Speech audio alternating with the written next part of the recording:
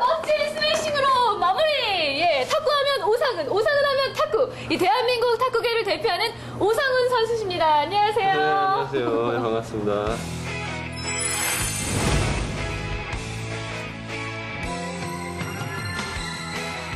대한민국 탁구의 중흥기를 넘어 새로운 부활의 자존심을 이어가는 오상훈 선수와 함께 탁구의 모든 것을 알아본다.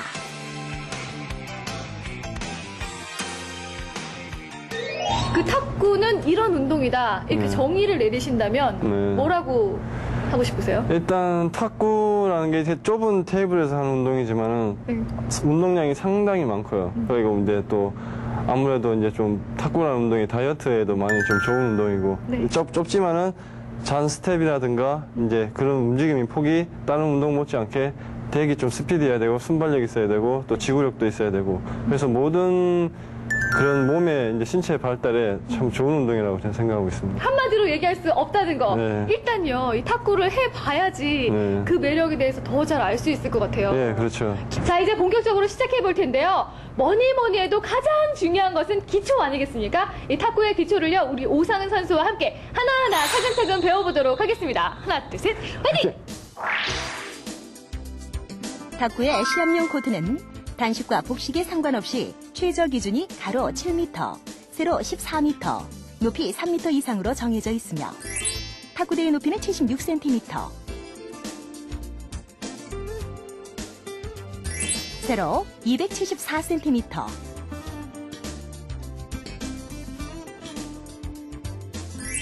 가로 152.5cm,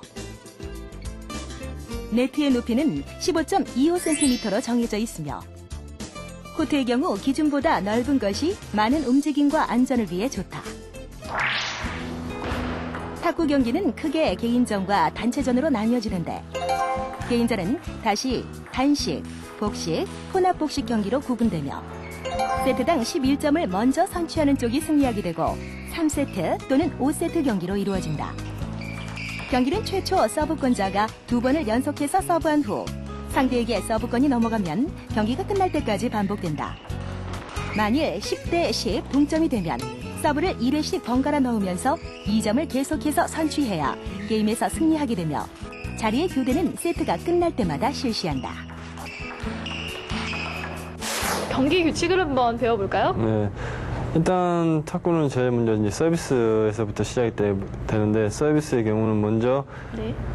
내 코트에 먼저 맞고 그다음에 이제 상대 코트로 가야 되는데 이제 그러고 나서 넘어오는 볼을 또 제 코트로 치면 안 되면 서비스가 제 코트로 왔다고 해서 다음에 넘어오는 볼을 제 코트로 치면 안 되고 계속 이제 상대 코트로 왔다 갔다 왔다 갔다. 서비스 같은 경우에 이제 실점하는 경우 어떤 경우냐 하면은 바로 제 코트에 맞고 네트로 왔을 때.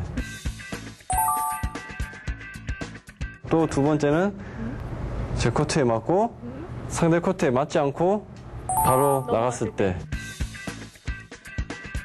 서비스를 띄울 때 예전에는 막 이렇게 그런 규정이 확실치 않았을 때는 막 손이 테이블 안에 들어가서 넣는 경우가 많았어요. 근데 지금은 그게 확실하게 바뀌어서 엔드라인 바깥쪽에서 공을 띄워야 되고 띄울 때, 아니, 토스할 때 손바닥에서 16cm 이상. 먼저 서브의 경우는 정지한 손바닥 위에서 공을 회전시키지 않고 수직에 가깝게 던져 올려야 하며 올려진 공의 높이는 손바닥에서 16cm 이상이 되어야 한다. 이때 공은 엔드라인을 넘어 탁구대 안으로 들어가서는 안 된다. 탁구공은 서브 동작을 취하기 시작해서 라켓에 맞을 때까지 항상 심판에게 보이도록 탁구대보다 높게 위치해야 하며 낙하한 공이 라켓에 맞은 다음 자기 지명을 반드시 원바운드 된 후에 네트를 넘어가야 한다. 서브를 헛스윙했을 경우도 실점으로 간주한다. 종종 이런 경우가 있어요. 여기 엣지 부분을 맞고 딱 떨어졌을 때 그때 실점이냐 아니냐를 두고 굉장히 말들이 많잖아요. 네, 그렇죠. 일단은 이제 뭐 탁구를 처음 치시는 분들은 무조건 옆에만 맞으면 네. 다 그 이제 인인 줄 아세요. 네. 이제 뭐 다 득점인 줄 아시는데 여기 보시면 완전 이쪽 옆면에 맞았을 경우에는 아웃이고 네. 여기 보면은 모서리 부분이 이렇게 있습니다. 네. 모서리 부분. 모서리 부분에 맞았을 때는 아무래도 공이 옆으로 튀죠. 네. 모서리 부분에 맞았을 네. 때. 공이 옆으로 튀었을 때는 에지. 어. 에지고, 네. 옆으로 맞았을 때는 거의 공이 밑으로 꺼져요. 이런 식으로. 이렇게 맞았는데도 세이프라고 우기시는 분은 안 됩니다. 짧게 왔을 때. 네. 이제 라켓이 네트를 네. 건드렸을 때는 실점입니다. 그런데 뭐 예를 들어서 테이블에 공이 와서 테이블에 테이블에 이제 이렇게 건드려서 치는 거는 네. 뭐 그런 거는 폴트 뭐 아웃 이런 게 아니고요. 오로지 테이블 안에서 일어나는 상황에서는 네트나 네. 지주를 건드려서 상대방에게 공이 넘어왔을 때 이럴 때는 실점이 되는 경우죠. 이외에도 실점의 경우는 공이 자신의 코트에 계속해서 2번 맞을 경우, 공을 연속적으로 2번 칠 경우, 탁구 라켓을 쥐지 않은 손으로 탁구대 위를 건드릴 경우, 자기 진영에 마운드 되기 전에 리턴할 경우 등이 있다.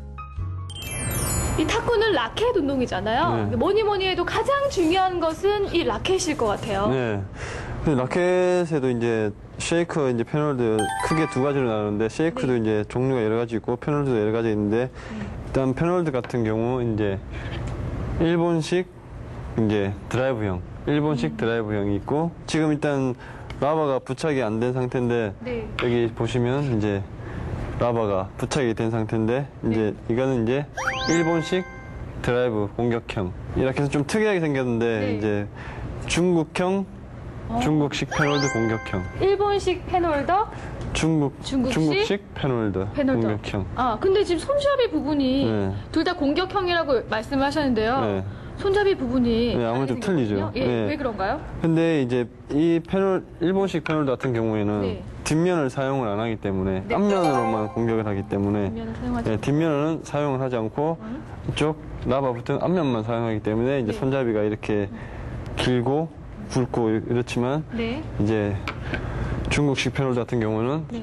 라바를 양쪽으로 다 부착을 해야 되기 때문에 아, 지금처럼요? 네, 그렇죠. 이런 쉐이크 핸드 같이 부착을 해야 되기 때문에 손잡이도 짧고 아무래도 이제 좀 손목이 쓰기 편하도록 그렇게 하기 위해서 이제 손잡이가 좀 짧은 거죠. 이제 쉐이크 공격형. 네. 이거 지금 유럽에서 많이 쓰다가 이제 한국으로 이제 넘어왔는데 네. 쉐이크 공격형으로 이제 지금은 이제 한국 사람들도 많이 이제 쓰는 라켓이죠. 그냥 통으로 이렇게 돼 있는 것, 패널들은 이제 거의 통으로 돼 있고요. 네.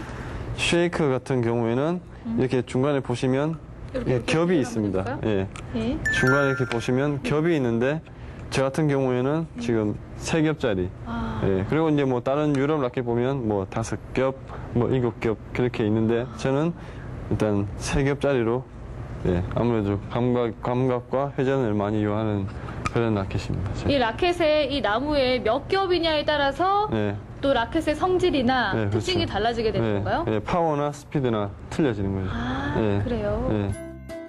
라켓은 크게 패널도용과 세이크 핸드용으로 나누어지는데 수비형, 공격형인지 아니면 전진형, 드라이브형인지에 따라 선택 방법이 달라진다.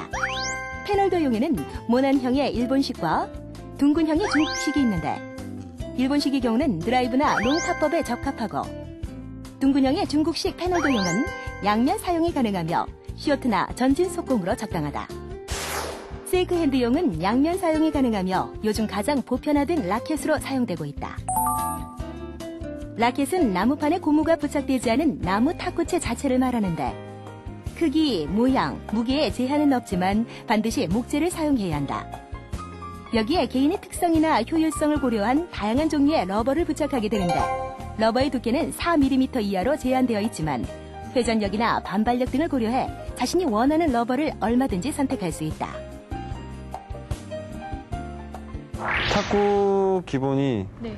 똑같은 색깔을 앞뒤로 쓸 수가 없어요. 쉐이크 같은 경우는. 예. 그래서 한쪽은 검은색, 한쪽은? 한쪽은 빨간색. 빨간색. 이게 이제 규정으로 돼 있거든요. 이렇게 만져보시면은 네. 좀 딱딱한 게 있고 좀 물렁물렁한 것이 있습니다. 네. 근데 이제 아무래도 처음 시작하시는 분들은 딱딱한 것보다는 아무래도 좀 누르고 가볍고 소프트한 그런 라바를 추천해 드리고 싶습니다. 왜냐하면은 스핀보다는 아무래도 이제 초보자분들 감각이 많이 떨어지기 때문에 이제 물른 걸 쓰시면은 아무래도 감각이 좀 좋아지거든요. 네. 그런 감각이 첨차첨차 좋아지고 익숙해지시면은 이제 좀 딱딱하고 좀 회전을 요할 수 있는 그런 라바. 네. 그래서 이제 자기 자신한테 맞는 라바. 아, 나는 이게 맞다. 그러면은 그게 맞으면은 다른 새로운 라바가 나오더라도 바꾸지 마시고 그 라바로 계속 꾸준하게, 예, 뭐든지 꾸준하게 계속 이렇게 그 라바로 이제 훈련하고 하시는 게 더